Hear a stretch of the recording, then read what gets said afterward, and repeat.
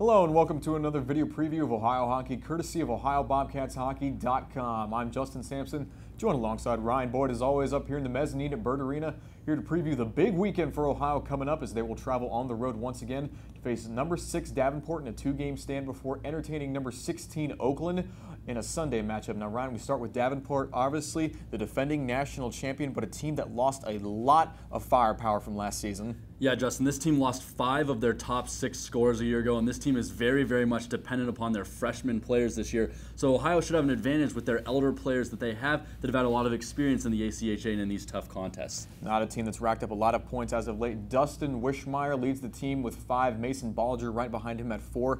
They are both freshmen. As we said, a freshman-laden team. They do have 5 seniors on the squad, but really it's up to the young guys now, similar to what Ohio has had to deal with this season, to step up and really produce for the Panthers. Yeah, no doubt about that, Justin. That is really the offensive deal for Davenport this year. They have to depend on those guys. But if you look at them from a goaltending standpoint, they really have a good set of guys to help them out there. They have both of their returning goalies from a year ago. And one thing that's great for Davenport is that both these guys are great players. They both can play well. They both get about the same amount of playing time. So Ohio's probably going to have to deal with both these guys that have different tendencies throughout the 2-game series. So they'll have to adapt to those guys. Certainly different from Ohio's situation where we've seen a lot of Teddy Dushkin this year.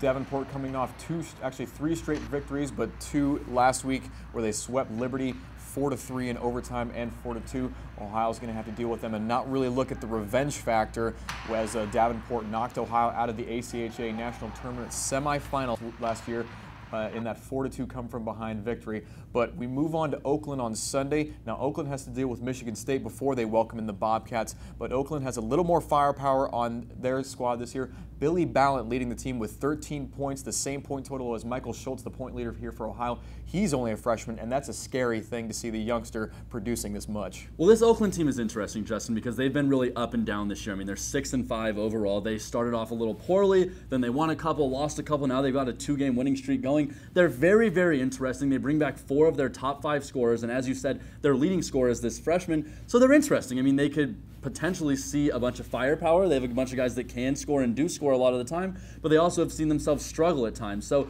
Ohio's going to have to see what Oakland team they face and kind of build or try to adapt themselves to that particular team. A 6-3 Ohio team really looking to rebound and end this road trip on a positive note before coming back to the friendly confines of Bird Arena to face the Ohio State Buckeyes. Be sure to check out OhioBobcatsHockey.com as Ryan and I will keep you updated throughout the road trip and have the recaps and more throughout the entire weekend. But until then, for Ryan Boyd, I'm Justin Sampson for Bird Arena. This is Ohio Bobcats Hockey.